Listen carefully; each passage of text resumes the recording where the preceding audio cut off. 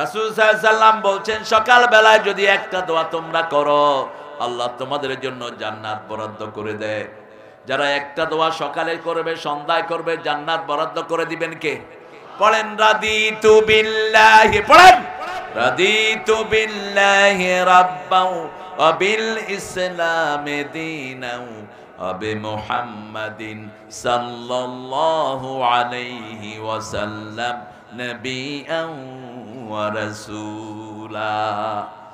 রাসূল বলছেন সকালে এই দোয়া 3 বার, সন্ধ্যায় 3 বার পড়বা, জান্নাত আল্লাহ বরাদ্দ করে দিবে। রাদিতু বিল্লাহি রাব্বান, আল্লাহকে রব পেয়ে খুশি না বেজার?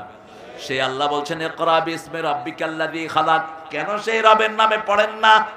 আজকে সিদ্ধান্ত নেব কোন বাচ্চাকে আর স্কুলে পড়াবো না, পড়ালেও যেখানে কোরআন আছে সেখানে পড়াবো, ঠিক না ঠিক?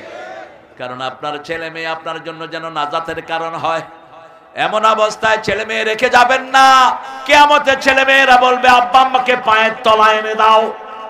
সূরা ফুসসিলাতের ভিতরে আল্লাহ বলছেন ওয়াকালাল্লাযীনা কাফারু রাব্বানা আরিনাল্লাযীনা আদাল্লানা মিনাল জিন্নি ওয়াল ইনস নাজআলহুমা তাহতা আকদামিনা লিয়াকুনা মিনাল আসফালিন। ও রব, show us those people who made us stray. ওদেরকে দেখিয়ে দেন যারা আমাদেরকে গোমরা করেছে, আমাদের নেতাগুলো, আমাদের শিক্ষকেরা, আমাদের গার্জিয়ানরা, আমাদের পিতামাতা, ঠিক না ঠিক? পিতামাতা মাদ্রাসায় দেয় না, কয় লিল্লা পয়রা হবে কি? হবে কি?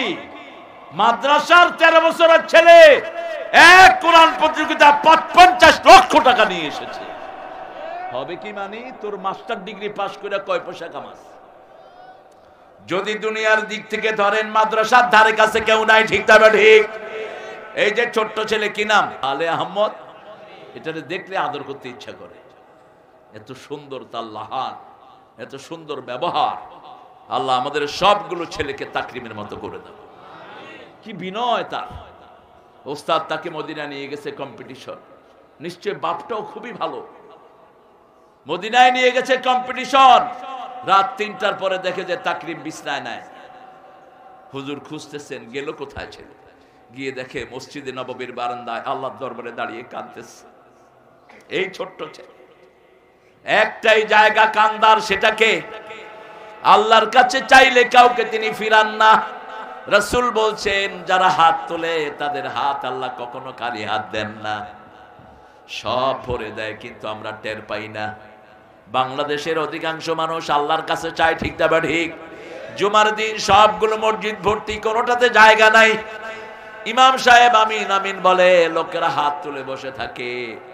আল্লাহ রাব্বুল আলামিন বলেন তুমি যা চাইবা, উদউনি আস্তাজিব লাকুম উজিবু দাওয়াতাদ দাঈ ইযা দাআন ফালিয়াস্তাজিবু লি ওয়ালিউমিনু বি লাআল্লাহুম ইয়ারশুদুন।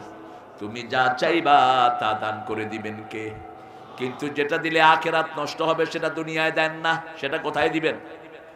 আখিরাতে দিবেন। রাসূল সাল্লাল্লাহু আলাইহি সাল্লাম বলছেন দুনিয়াতে যারা আল্লাহর কাছে চায় আল্লাহ তাদেরকে জিজ্ঞেস করবেন কি কি চেয়েছো?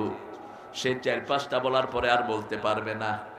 আল্লাহ বলবেন তুমি ছোটবেলা থেকে মৃত্যু পর্যন্ত যা যা চেয়েছো ডান দিকে তাকাও, আমি সব সাজিয়ে রেখেছি। বান্দা সেজদায় পড়ে যাবে, আল্লাহ দুনিয়াতে যা দিয়েছেন তাও যদি না দিতেন ভালো থাকতাম, কারণ দুনিয়া মৃত্যুর পরেই শেষ, ঠিক না ঠিক? চোখ বন্ধ হয়ে যাবে, দুনিয়ার কেউ আপনাকে দুনিয়ায় রাখবে না, আপনিও দুনিয়ায় থাকবেন না। যেই জীবনে যাবেন সেটাই চিরস্থায়ী জীবন।